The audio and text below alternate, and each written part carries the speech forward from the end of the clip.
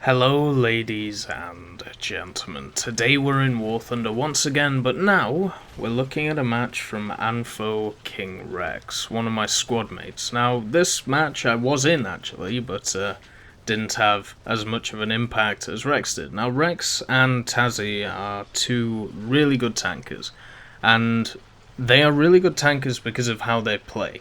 They're very aggressive, they look for flanks, they know exactly where to shoot stuff.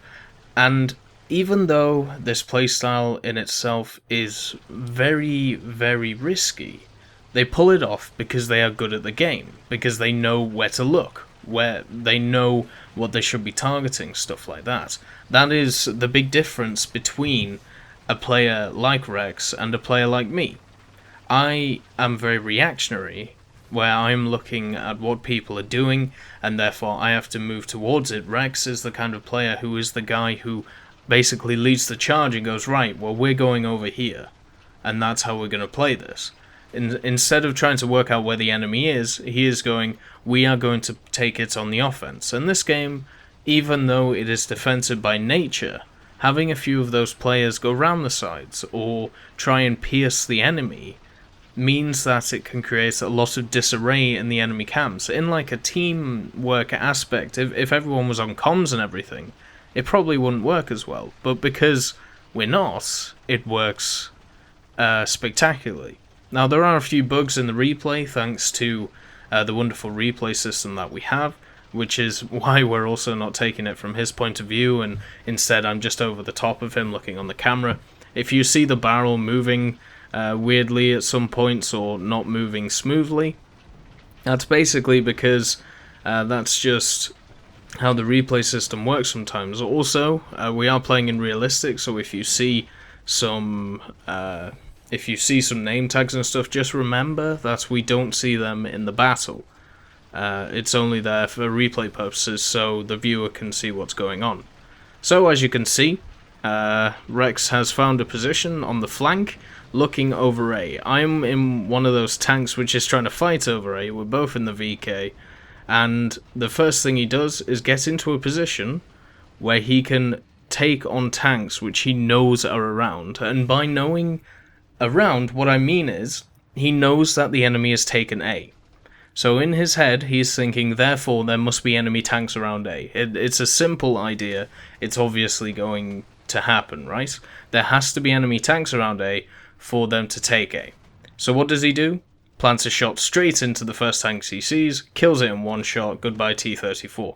Next tank does exactly the same thing. He knows where to shoot the tanks. One thing that I cannot stress enough that a lot of players need to learn is how to effectively shoot someone, whether it is taking out a gunner or one-shotting them. It depends on the tank. Some tanks it's very hard to one-shot them, so taking out the gunner is definitely a higher priority. But anyway, since we've taken A, he knows for a fact that that is where the enemy is. He is taking a risk here. Remember that anyone can flank him at any time, but because the enemy is going to be focused around A, because that's where the point is, that's what he's banking on. The enemies will come straight ahead in front of him. Also, as a caveat, we talked about before in the other VK videos that the hull armor of the VK isn't too good, or the side armor either. So the best position to get it in is hull down, and that's what he's done. He's got himself in a hull down position. Now since we're moving up on the map, guess what that means? Because we're moving up on the map and taking A, it means that his sights are turned on something else.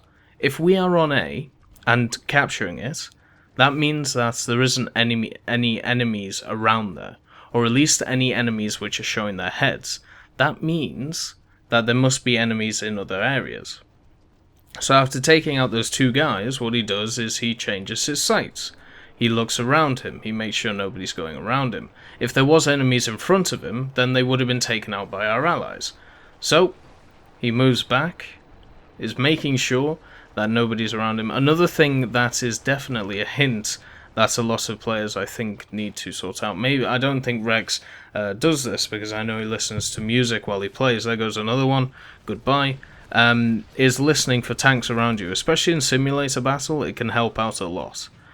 Turning your volume up and basically just having both headphones in. Noise cancelling is always fun. But anyway, he knows that because we've taken the position in front of us, there can't be many people in front of us. It's as simple as that. They will have been cleared out. So the position that is in is void, because it is a position which looks over A.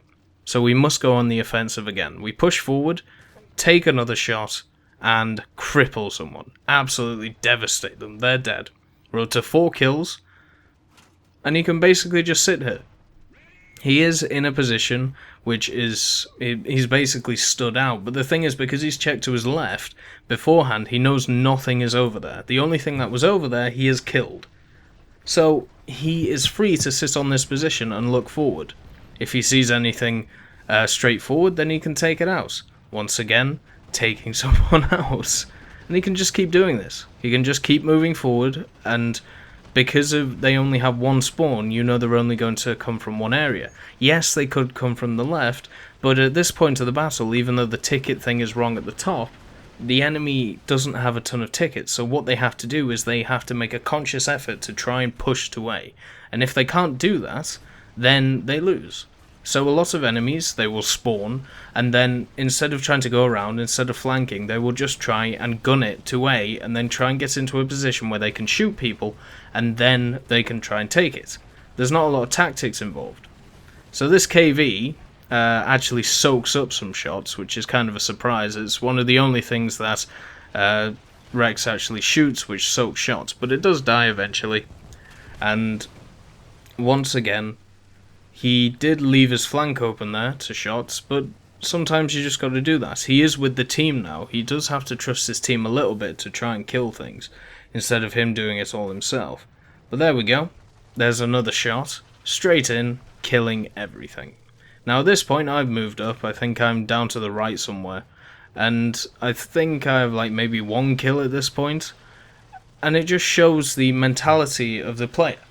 Right, I am very objective focused. I think if you play around the objective, then it's much easier to win the battle. In Rex's head, he is very much an objective player, but he also believes that kills win battles, and he's not wrong. If you can take out the enemy tanks and they have to respawn in, then pushing the objective is easier. For me personally, it's much more about getting into positions to try and defend the objective and try to hold off the enemy instead of aggressively trying to push them off it. But you can see the two styles. I would say that Rex's style, especially in something like a VK, doesn't exactly fit the tank, but it can be very beneficiary, especially on a map like this where you can cover your hull, where you can only show your turret, where you can get around enemies even in a slow tank and a fat tank like this. But the thing is, it is risk-reward. And me as a player, I think, especially in tanks, limiting the risk and reward factor is something that has to be done. But this video shows that you don't have to limit it if you don't feel like it. Be ballsy. Make sure you can, well, first of all, make sure that you know exactly where to shoot things. Make sure to get into positions where basically you cover the weak spots of your tank. And you can just kill things all day. Sometimes staying away from your team is the best thing to do, because you can be on the flank. You can hold off the enemy at one point while your team goes around them. Sometimes you can be that one tank which kills the whole enemy team, or it holds them until your team has won the battle, and that can be so satisfying. And that's basically what Rex did in this battle. He obviously came top. I believe he's got 8 kills. And he just shows a masterclass of how to play the VK4501, something that I could never do in any tank. So, hope you enjoyed this, and I'll catch you next time.